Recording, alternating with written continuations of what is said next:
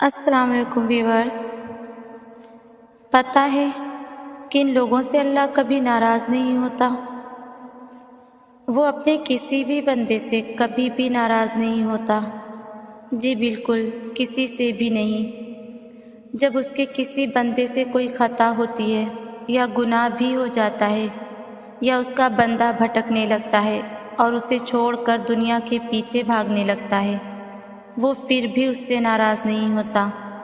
پتہ ہے وہ کیا کرتا ہے؟ وہ تب اپنے بندے پر کوئی مصیبت بھیجتا ہے، نشانی کے طور پر، مدد کے طور پر۔ کیسی نشانی، کیسی مدد؟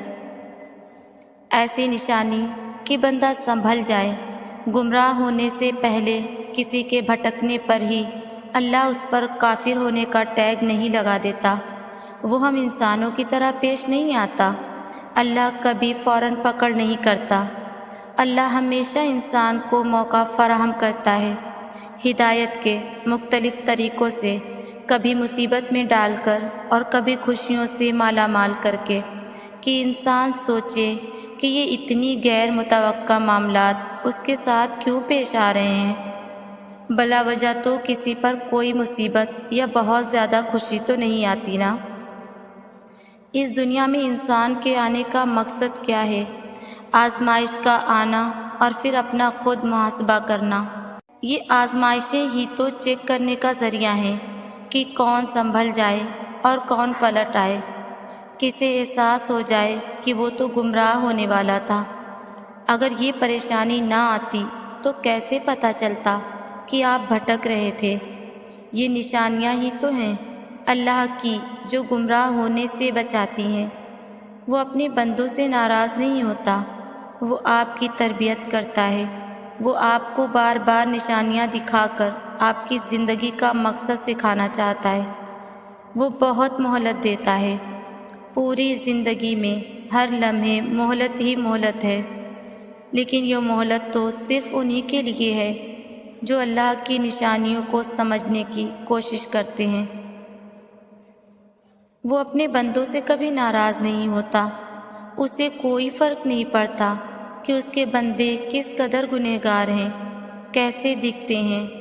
وہ ناراض ان سے ہوتا ہے جو خود اپنے آپ کو اپنے بندوں کی صف سے نکال دیتے ہیں، جو خود متکبر ہو جاتے ہیں، جو سرکش ہو جاتے ہیں، جو جانتے بوجھتے ہوئے بار بار اس کی آیات کا انکار کرتے ہیں، جو اس کی باتوں سے منہ پھیر لیتے ہیں۔ لیکن پتہ ہے، ایسے لوگ بھی اگر واپس پلٹ آئیں، ایسے لوگ بھی اگر واپس اللہ کے بندوں کی صف میں شامل ہونا چاہیں سچے دل سے، تو وہ ان سے بھی ناراضگی ختم کر دیتا ہے۔ وہ ان کو بھی معاف کر دیتا ہے۔ وہ ہر کسی کو مہلت دیتا ہے، ایک بار نہیں، بار بار، پوری زندگی۔ وہ سب کے لیے رحمان ہے۔ وہ کیوں چاہے گا کہ اس کے بندے جہنم میں جائیں؟ یہ تو بندے خود ہیں جو اپنے سر عذاب لاتے ہیں۔ تو پھر آپ کیوں پریشان ہو رہے ہیں؟ آپ تو اللہ کے بندے ہیں نا۔ آپ تو گناہ ہو جانے کے بعد بہت شرمندہ ہو جاتے ہیں نا۔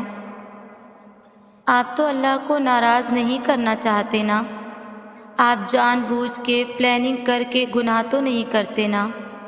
خطائیں ہو جاتی ہیں آپ سے تو آپ اس سے معافی مانگتے ہیں نا۔ تو کیوں پھر اتنے مایوس ہو جاتے ہیں کہ اللہ سزا دے گا؟ وہ ناراض ہے، وہ ناراض نہیں ہے آپ سے۔ آپ تو اس کے بندے ہیں نا، اور وہ اپنے بندوں کو رسوا نہیں ہونے دیتا، نہ دنیا میں نہ آخرت میں۔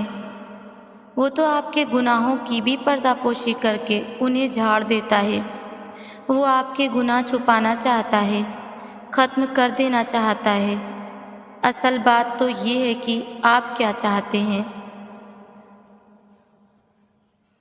وہ اللہ جو آپ کی ہدایت کا ہر طرف سے مختلف راستوں سے بندوبست کر رہا ہے کہ آپ کیسے بھی آگ سے بچ جائیں، تو آپ اتنی کوشش کر سکتے ہیں نا کہ اس کے بندوں کی صف سے نہ نکلیں۔